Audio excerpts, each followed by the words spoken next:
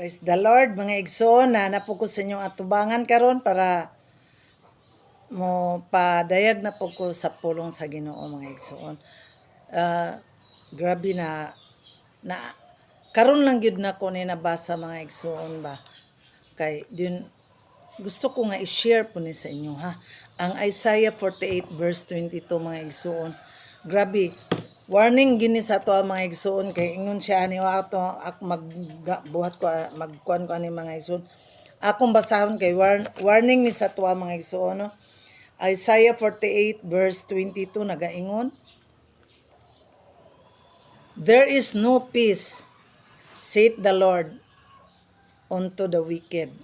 Wala daw kalinaw ang mga dili matarong nga mga ang mga tawo nga nagbuhat og dautan, walay kalinaw, mga igsuon. Dili ni akong pulong, mga igsuon, ha, kun dili pulong ni gyud sa Dios. Kung nagtuo ta sa Bible, mga igsuon, nga this is the word of God, so ato gid po ning tuhuan. Dili kay mingon lang ta nga tawo ra may gasulat ana. Yes, tinuod na, mga igsoon, pero giniyahan na siya sa balaang Espiritu Santo. Wala ni nagtumo-tumo ni nga gabuhat lang sila without the manifestation of the Holy Spirit. Gilid ni sila, that's why nakasulat sila ani nga Bible. King James na akong gigamit, mga igsoon. Naguba namang galing ni, pero sagdi na lang kay di pa ko kapalit o bag-o, mga igsoon, pero gusto po ko ani kay naidaghanan ako mga markings. Mao na kadtong Isaiah 48 verse 22 nga, "There is no peace, saith the Lord of hosts, to the wicked." Grabe day, mga igsoon, sa dihang magbuhat ditag mga dautan against the will of God. Di ta katulog, mga igsoon, labi nagnanolis ka din daghang kag kwarta na asa nimo ibutang na imong mga kwarta, basig kawaton ra po na sa imong kapwa magnanakaw, mao na diha. So bisan pa man ana, mga igsuon, pareha ng mga bit, wala po na siya kalinaw, mga igsuon. Kay gano, dunay iyang pamilya nga gibiyaan.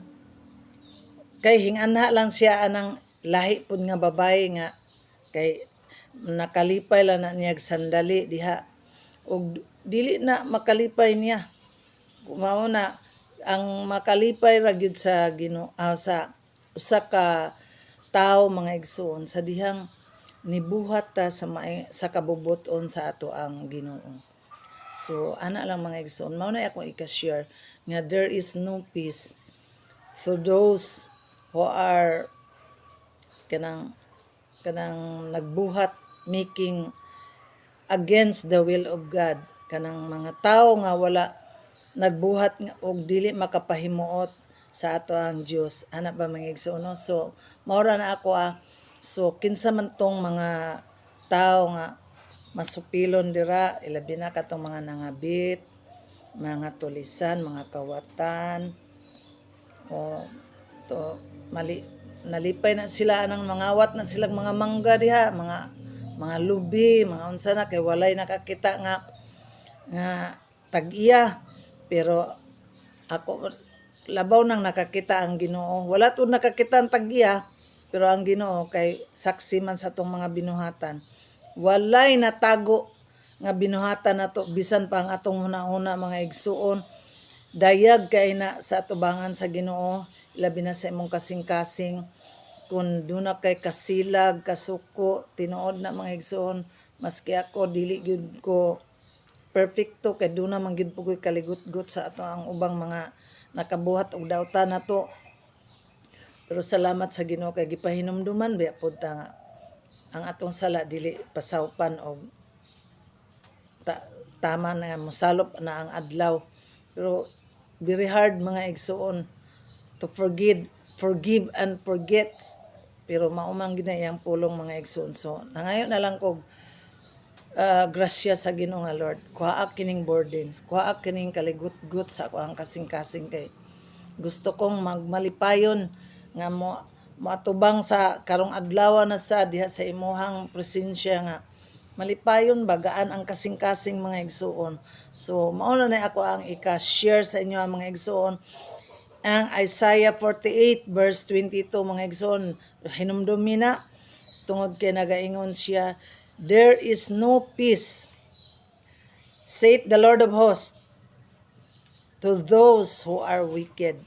Daghan kayong explanation anang mga wicked, mga igsoon, dili lang anang mga kawatan, mga burikat, mga ana, kanang mga daw tagunahuna, basta daghan kayo ng mga daghan kay na broad kayo na nga binuhatan mga igsoon, kanang namakak ka na hing testigos ka og false witness, wicked gyapon na mga igsoon. So dito makadinay ana. Ug mao lang na ako ang mga igsoon akong gipahim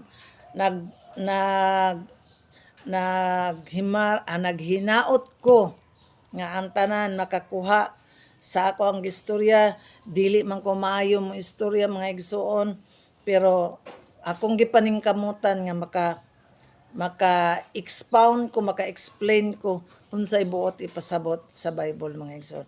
Og diha lang taman, to God be all the glory. In Jesus' name, amen og amen.